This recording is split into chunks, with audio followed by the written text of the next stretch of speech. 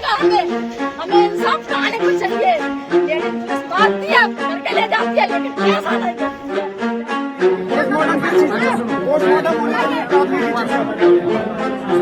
है। बात हो गई हमसे यहाँ से।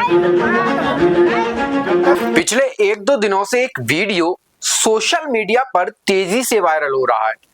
एक महिला एक गांव में बहुत सारे लोगों के बीच न्याय की गुहार लगा रही है और थाने पर चलने की बात भी बोल रही है। इस वायरल वीडियो को देखने से पूर्व मैं राहुल लोधी आपका स्वागत करता हूं एक संदेश पर।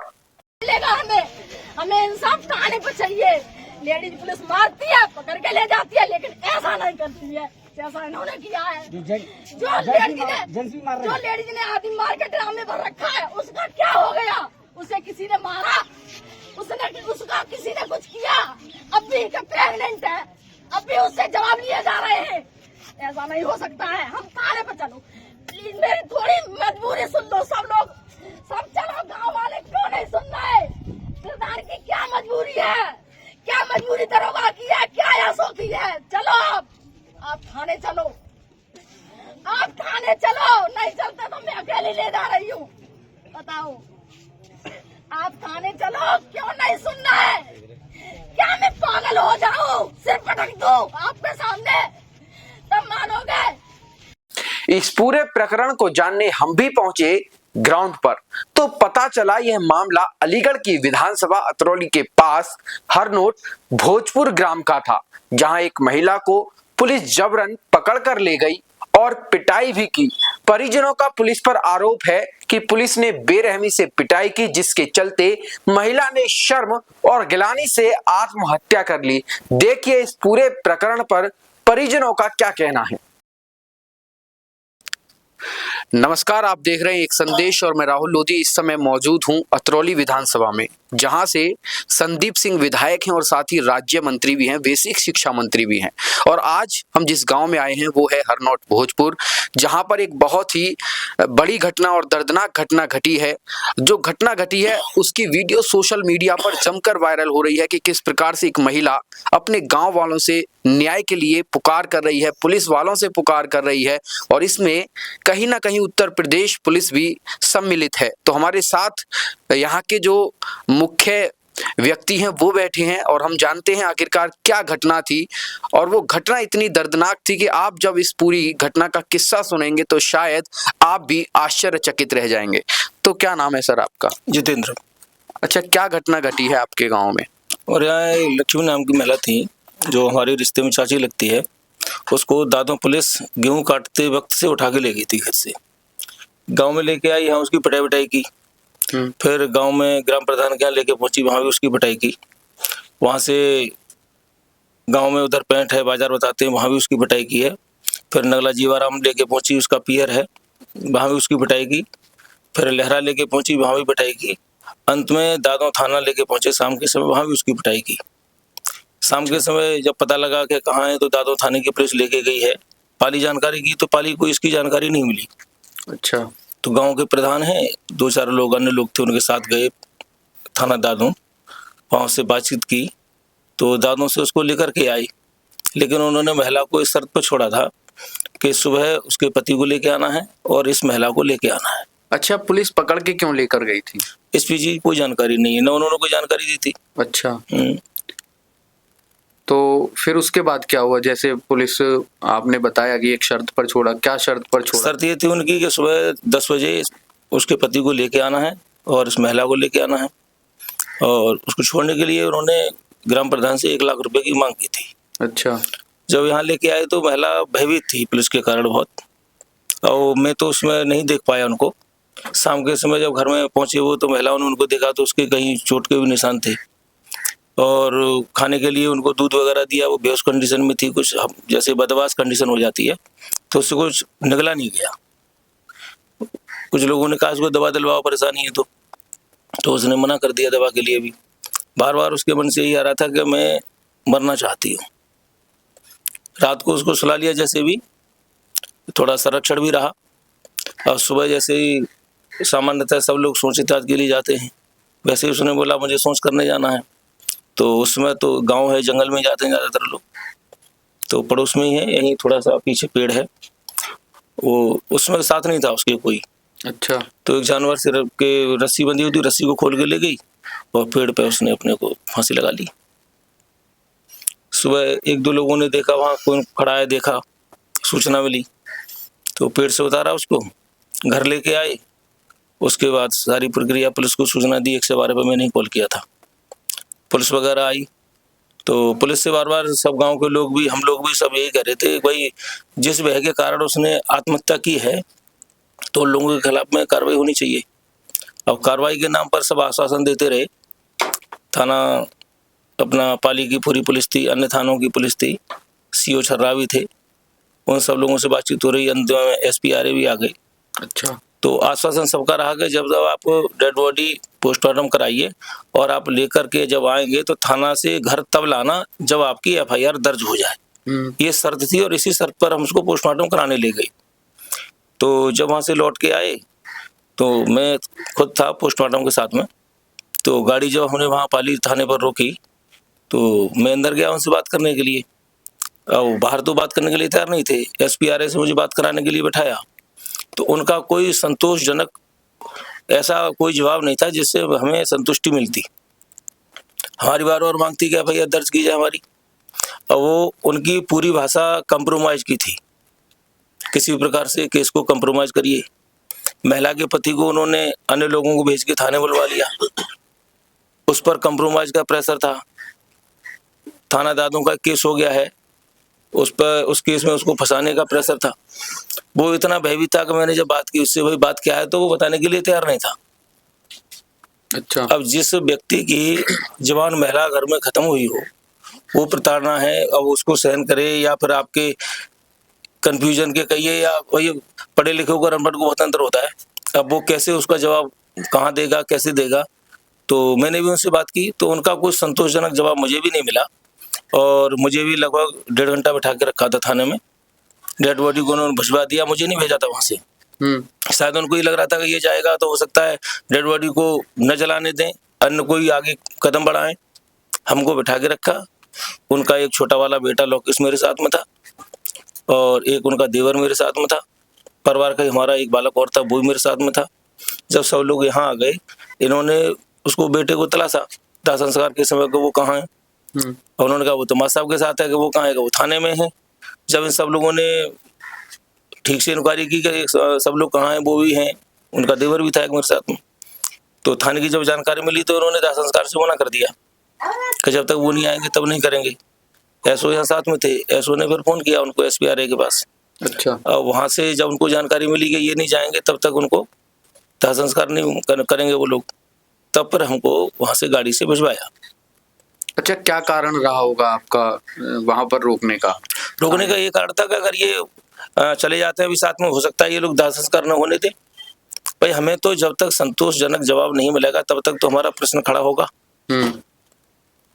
या तो कार्रवाई हो जाती, एक ही हमारा आश्वासन जो दिया है वही पूरा नहीं हुआ, एफआईआर दर्ज हो। प्रत्येक केस में एफआईआर दर्ज होती है, उसके बाद उसकी कार्रवाई होती है जो भी आगे होगी, और एफआईआर ही दर्ज नहीं है तो कार्रवाई क्या होगी।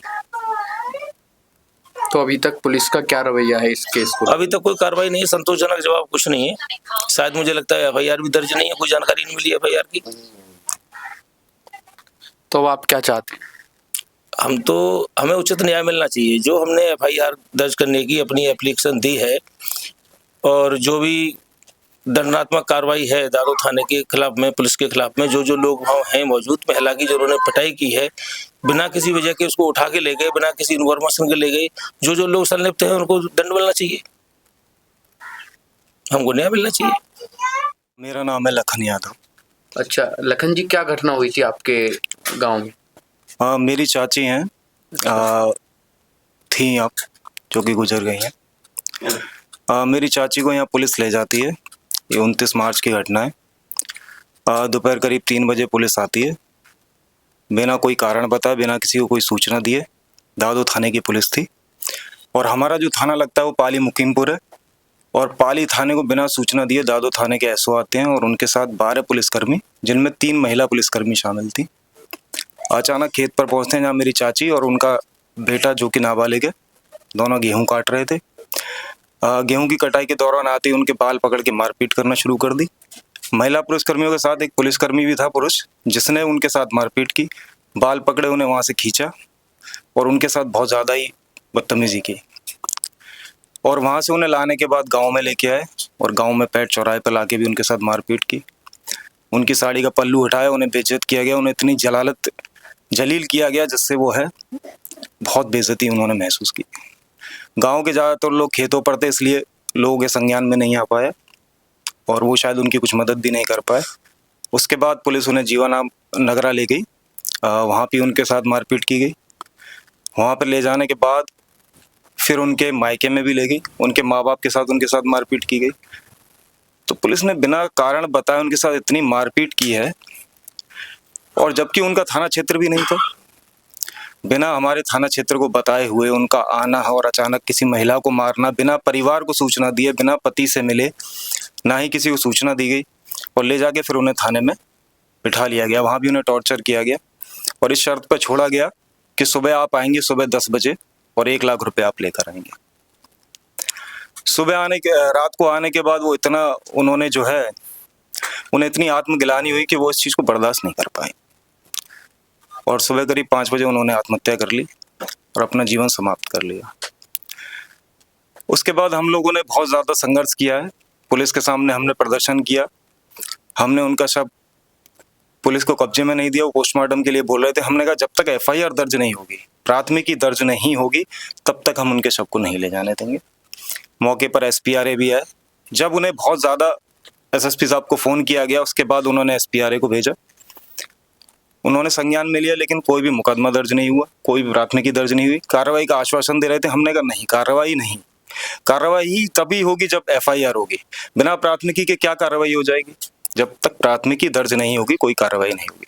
इसके बावजूद उन्होंने कोई कार्रवाई नहीं की और कहने के लिए SPRA ने उनको लाइन हाजिर कर दिया, यहाँ तक कि उन्हें सस्पेंड भी नहीं किया।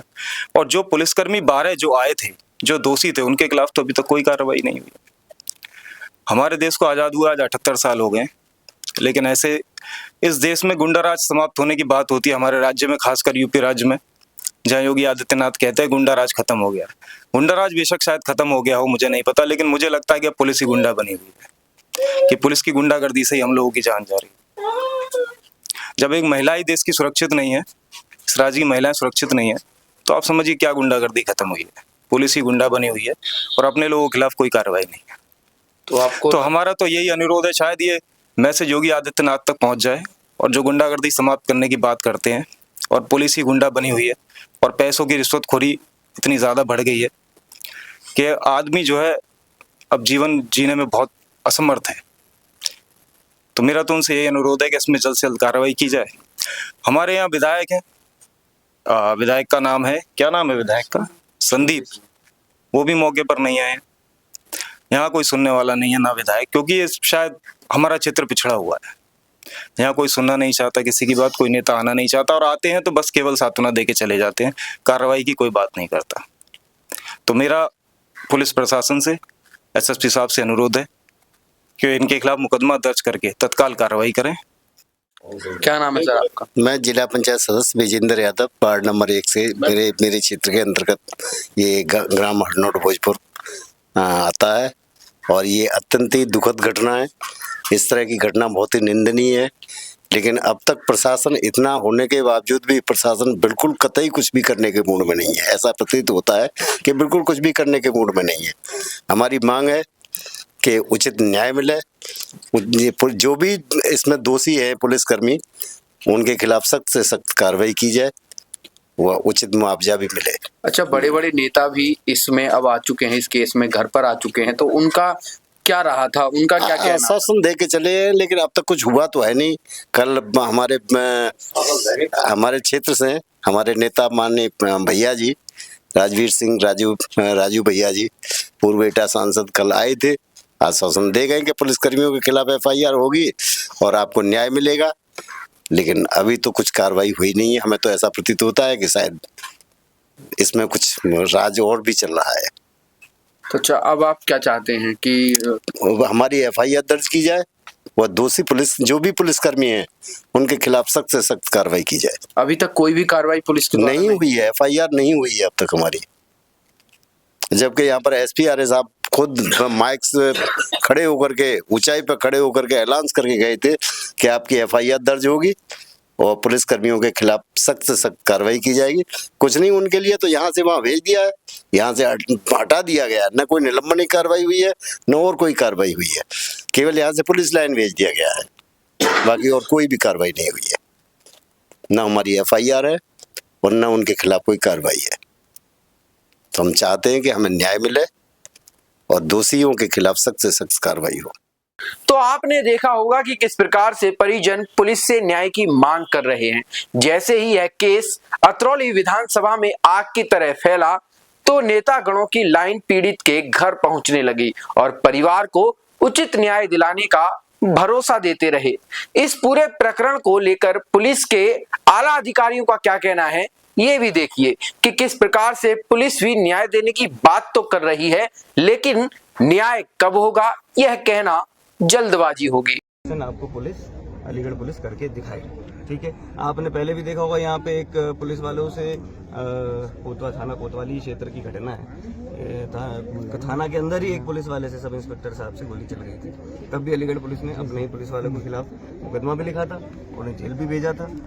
और ये सारी बातें सभी को विदित है पूरी तरह से, ठीक है। तो ऐसा कुछ भी नहीं है। अगर आपको कहीं ऐसा लग रहा हो कि हम कोई पक्षपात करेंगे या इनके लिए जो इन्हें इंसाफ के लिए जो कार्रवाई की अपेक्षा है पुलिस से वो नहीं मिलेगी, ऐसा कुछ नहीं होने वाला, ठीक है। जो इनको अब मैं हाँ मैं उठा के लेगा उनको सस्पेंड करिए। मैंने बोल तो दिया आपको तत्काल प्रभाव से। जी सर, आपने बोला ना, मैं उसके बाद यही तो कह रहा हूँ कि तत्काल प्रभाव से अभी इस मोमेंट से ही जब से मैं आपसे बात करना शुरू किया हूँ, तत्काल प्रभाव से उन्हें लाइन हाजिर भी किया जा रहा है और सस्पेंशन की कार्रवाई के लिए संस्तुति भी की जा रही है, ठीक है। मुआवजे का जो काम है वो हम जो है ज्यादा से ज्यादा आपकी तरफ से उसको लिखवा के अपनी तरफ से सबमिट और रिकमेंड करके उसे DM साहब के कार्यालय में पहुंचाएंगे, ताकि DM साहब और उनका जो समाज कल्याण विभाग है। तो इस प्रकार की खबर देखने के लिए हमारा चैनल आज ही सब्सक्राइब करें।